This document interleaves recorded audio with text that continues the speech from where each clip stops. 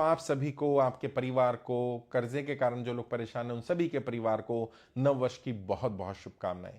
और मैं आशा करता हूं ये साल आपके लिए परिवर्तन वाला साल आए, वो बदलाव आपके जीवन में आए जो बदलाव आप लाना चाहते हैं। कर्जे से मुक्ति हो जाए, कर्जे से मुक्ति का कोई मार्ग मिल जाए, कुछ ना कुछ ऐसा रास्ता निकल जाए जिससे जो आपकी सबसे बड़ी समस्या है जीवन की वो दूर हो जाए। उसमें मेरा भी कोई रोल होगा तो मैं अपने रोल में भी कोशिश करूंगा, जितना भी मेरी सामर्थ्य है, मेरी क्षमता है, मैं और मेरी टीम आपकी मदद करें। हमारी एक ही कोशिश, हमारा एक ही प्रयास है कि कुछ भी करके जनता कर्जे की दलदल से बाहर निकले, आपकी कर्जा मुक्ति हो जाए।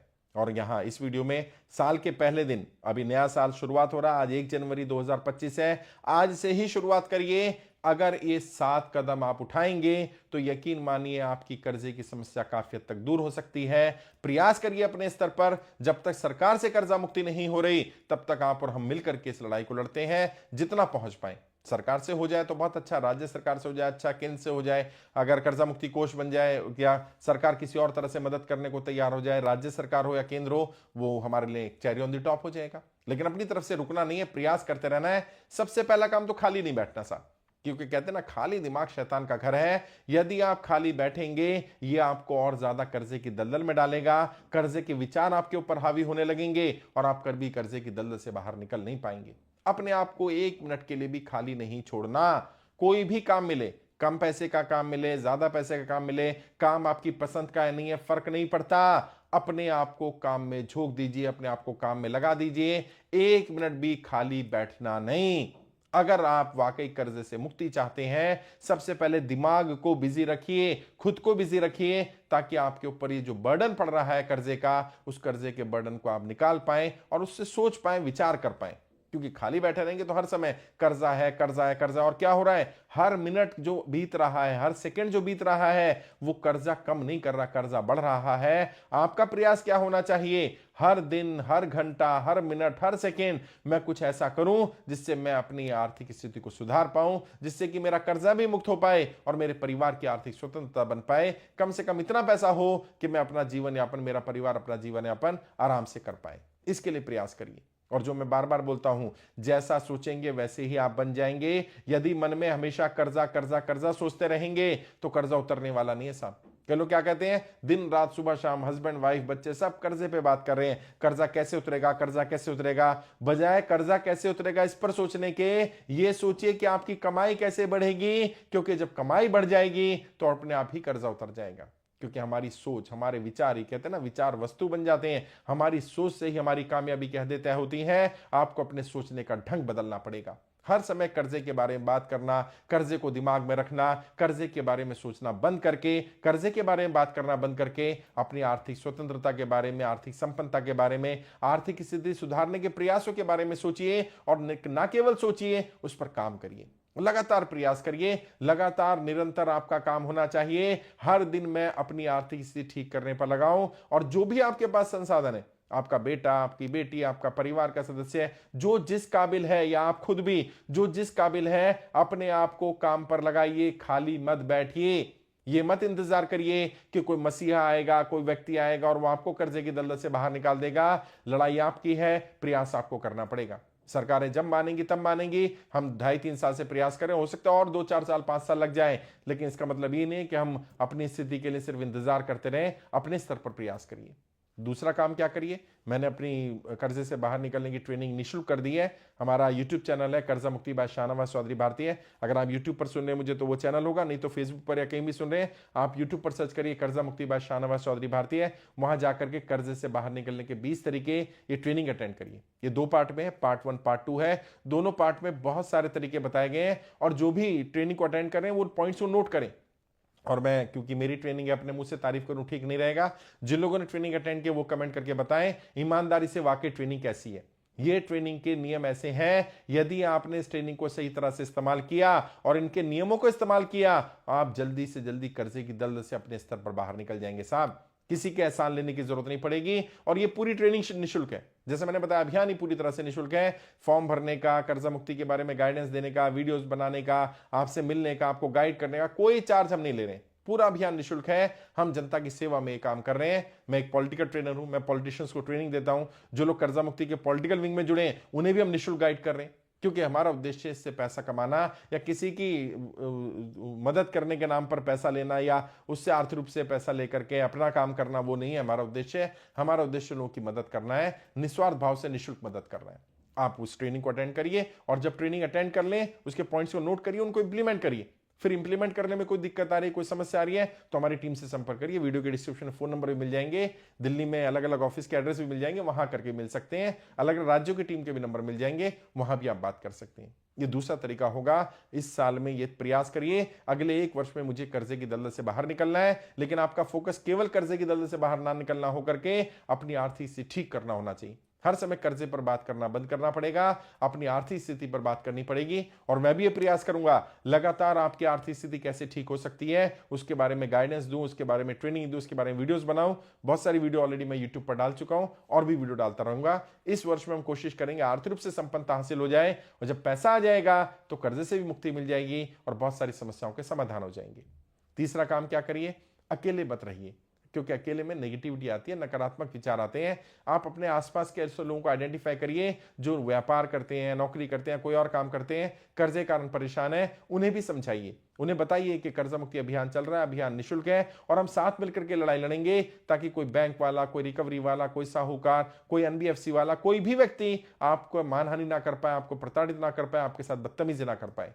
क्योंकि नॉलेज के उन्हें आपको भी होनी चाहिए और उन्हें भी होनी चाहिए नॉलेज कि भारत के संविधान के हिसाब से ना तो कर्जा लेना अपराध है, और यदि आप समय पर कर्जा नहीं चुका पा रहे हैं ये भी कोई अपराध नहीं है, ये क्राइम नहीं है, ये एक मिस्टेक है, गलती है, गलती किसी भी हो सकती है। और जब आपकी परिस्थितियां अच्छी थी तो आपने कर्जा चुकाया भी है, आगे भी कल परिस्थितियां अच्छी होंगी तो आप कर्जा चुका ही देंगे।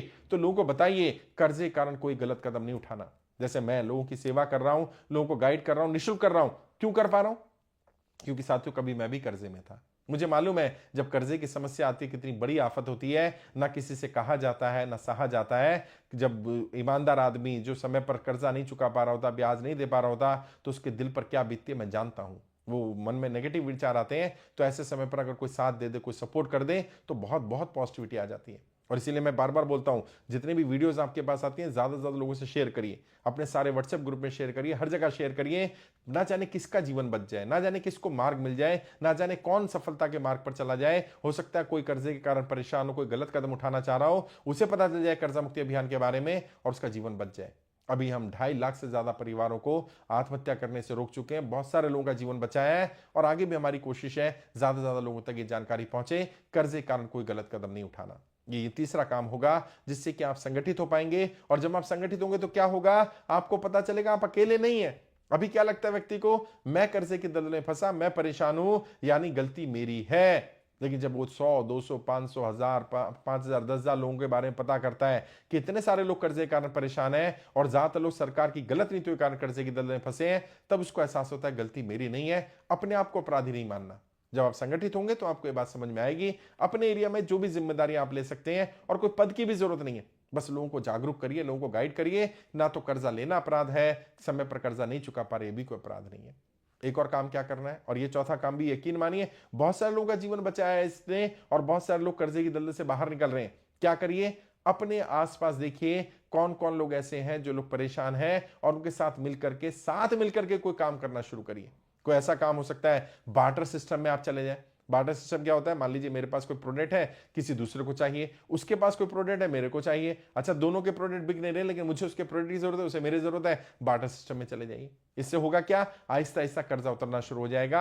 आपके पास कोई ऐसा सामान है जो सामान किसी को दिया जा सकता है और उसके बदले में वो आपको समय दे सकता है, राहत दे सकता है या पैसा दे सकता है, तो उस पैसे का सही इस्तेमाल किया जा सकता है, आप कर्जे की दलदल से बाहर निकल सकते हैं। ऐसे बहुत सारे ग्रुप चल रहे हैं, उन ग्रुपों में जाइए, भले ही पैसा मत लगाइए, लेकिन आप बताइए आपके क्या एक्सपर्टाइज है, आपकी नॉलेज क्या है, आपके पास कौन से प्रोडक्ट हैं, कौन सी सर्विस है, क्या जानकारी है, आपका कौन सा हुनर है। हो सकता है उस हुनर के बदले में बार्टर सिस्टम तय हो जाए और वो आपसे काम करवाए और आप उससे काम करवाएं, और म्यूचुअली एक दूसरे का कर्जा भी उतरना शुरू हो जाए और एक दूसरे की मदद भी होनी शुरू हो जाए, आर्थिक रूप से भी शायद संपन्नता हासिल हो जाए। ताकि आपका हुनर इस्तेमाल होगा तो हुनर में जितना ज्यादा उपयोग करेंगे हुनर का, उतना ज्यादा शार्प होते चले जाएंगे। तो इस पर फोकस करिए कि आपके आसपास कैसे लोग जो अलग अलग ग्रुप बना करके काम करते हैं, क्या उन ग्रुपों में कुछ किया जा सकता है कि नहीं किया जा सकता। ये चौथा काम है। पांचवा काम क्या करिए, पांचवा काम अपने रूटीन को देखिए, आपका रूटीन किस तरह का होना चाहिए। जो सफल हुए या जो लोग जीवन में सफल होंगे वो लोग होंगे जिन्होंने अपना रूटीन सफलता वाला बनाया। क्योंकि कर्जा है, क्योंकि आर्थिक स्थिति खराब है, क्योंकि परिस्थितियां ठीक नहीं है, तो लेट तक जागे रहना, रात को 10, 11, 12, 1, 2 बजे तक सोना नहीं, सुबह फिर रात 8, 9, 10, 11, 12 बजे तक उठना नहीं, ना ब्रेकफास्ट का रूटीन है, ना लंच का रूटीन है, ना डिनर का रूटीन है, ना बच्चों के साथ बैठ रहे हैं, ना कहीं बात कर रहे हैं, ना अपने ऊपर मेहनत कर रहे हैं, ना कुछ सीखने पर समय लगा रहे हैं, बस अपना पता नहीं समय कहाँ बर्बाद कर रहे हैं। अपने रूटीन को चेक करिए, कहीं ऐसा तो नहीं आपका रूटीन ही असफलता वाला है। अगर रूटीन असफलता वाला होगा तो सफलता नहीं मिलेगी साहब। अपने रूटीन को ऑब्जर्व करना पड़ेगा और सफल लोगों वाला रूटीन मेंटेन करना पड़ेगा। कोशिश करिए 5 AM क्लब के सदस्य बनिए। 5 AM क्लब वो है जो लोग सुबह 5 बजे उठ जाते हैं, मेडिटेशन करते हैं, योगा करते हैं, एक्सरसाइज करते हैं। ठीक है, कर्जा है, मैं मान लिया कि आप जिम नहीं जा सकते, इतनी बुरी स्थिति आ गई, घर में तो सुबह उठ सकते हैं, योगा तो कर सकते हैं, एक्सरसाइज तो कर सकते हैं, पार्क में तो जा सकते हैं। सुबह जल्दी उठने को कौन मना कर रहा है? अपना रूटीन मेंटेन करना शुरू करिए और आहिस्ता आहिस्ता पॉजिटिव सोचना शुरू करिए। आपके साथ अच्छा जरूर होगा जब आप अच्छे विचार रखेंगे, और उस विचारों को अच्छा करने के लिए, आपके साथ अच्छा हो इसके लिए क्या करना है? इसके लिए छठा काम करिए, अच्छा करना शुरू करिए।